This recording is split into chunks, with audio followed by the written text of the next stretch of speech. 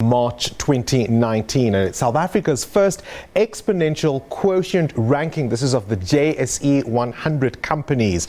It's an experiment that's been performed in the US, looking at the Fortune 100 there, as well as in the UK, looking at the top 100 companies on the FTSE. I'm joined now from our Cape Town studio by Kevin Allen, the ExO Works Ambassador for Sub Saharan Africa. Kevin, a very good evening to you. Thank you so much for joining us for this discussion. I mean, as I said in my introduction, it's South Africa's first exponential quotient ranking of the JSE 100. How exactly is it going to work? Oh, thanks very much for having me, and it really is an exciting time. And so what the EXO quotient is, it's a diagnostic tool that was developed by Salim Ismail, as well as a couple others that were some of the founders at Singularity University out in San Francisco. And it's a diagnostic tool that looks at how exponential a company is. And they spent 3 years researching, and out of that research, they came up with a framework of exponential companies. And so what we will be doing is we will be working together with a company here in Cape Town called Topco, who's running Africa Tech Week, and we will be doing this diagnostic with the top 100 companies on the JSE in order to map where they are, so that we can determine what's the best movement into the future. I mean, it is ultimately all about disruption, as you say, and also, I suppose, future-proofing businesses. But quite apart from those being maybe, I don't know, business speak, if you will, what does it mean to somebody who wants to know where things may be going? Yeah, I mean, absolutely. There's a lot of words flying around, a lot of cliches flying around. You know, the fourth industrial revolution, we're hearing that every day now.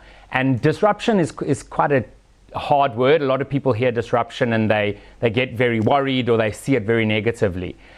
Where we're moving is, of course, there are a number of technologies, at least a dozen, that are just growing at a massive pace, whether that's doubling in their price performance every sort of 6 to 24 months. So if you look at technologies like artificial intelligence and virtual reality, renewable energy, biotech,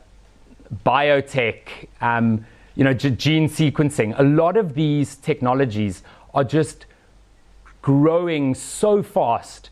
And there's a number of companies, of course, that are taking advantage of that and looking at the intersection of a lot of these technologies. And you know, it's really important for incumbents, companies that are out there, to know what's happening in the world and to look at how they can leverage some of these technologies. I mean, I thought it was extraordinary to read that 40% of today's Fortune 500 companies will not exist in a decade. That's quite a startling stat.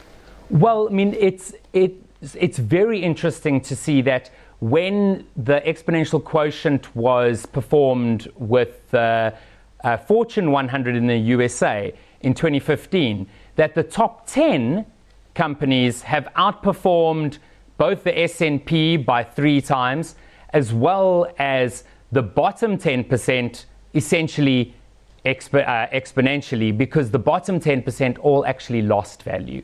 And so it's really interesting to see that really the exponential quotient tests for adaptability and flexibility, and those companies that are adaptable and flexible are actually better off financially as well. All right, I mean, it is an old cliche, adapt or die. What role can other stakeholders play? You're saying it's going to be hosted by Topco, but where does government come in? I also understand the city of Cape Town has plans to be involved. Absolutely. So Africa Tech Week is going to be a really exciting time. Not only do we have the city of Cape Town involved, we also have the Departments of Science and Technology involved, and we really are looking at making this an inclusive event.